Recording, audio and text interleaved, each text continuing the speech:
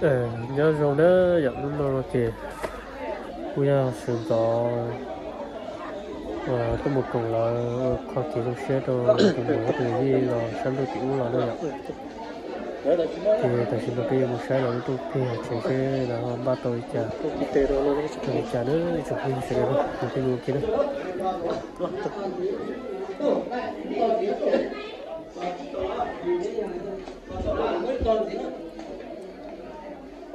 đó xin nó là khu ba tàu ba má chín tông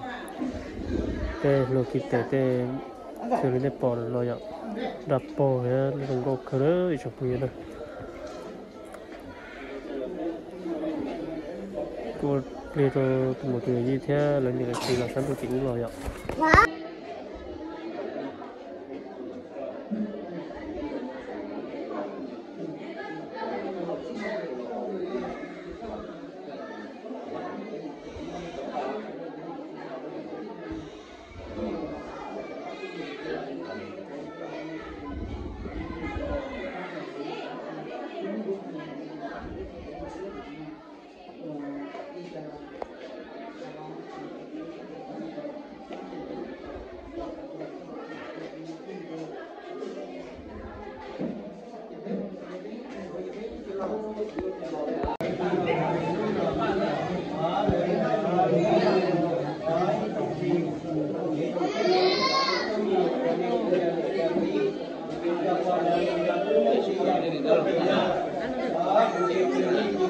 Nó về,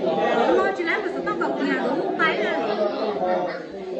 Đâu nó không có chút nó chị.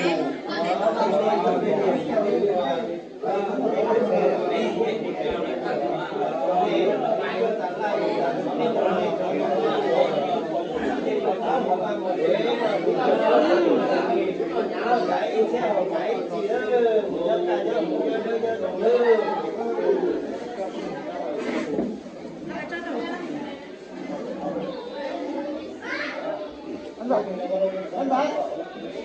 anh ạ. Không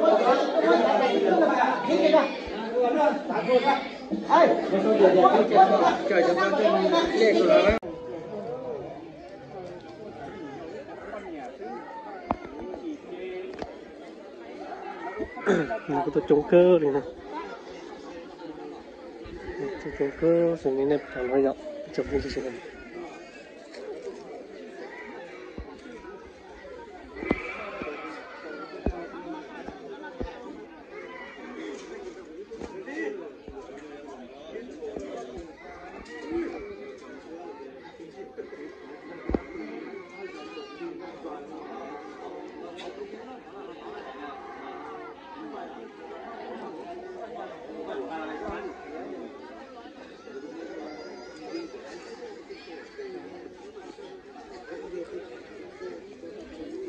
một trường không có thì không có đến thì phải nói là sống như nào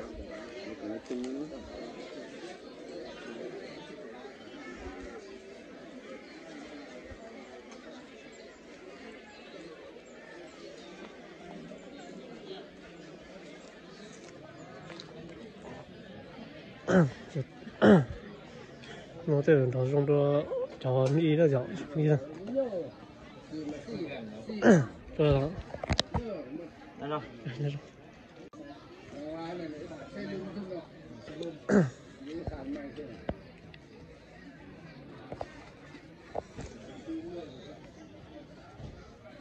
nhưng mà giờ bỏ từ đây rồi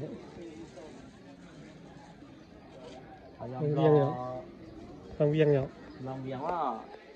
phải nắm lâu này lòng viên á nó tới hôm đó dùng rồi nó nhở dạ ok chứ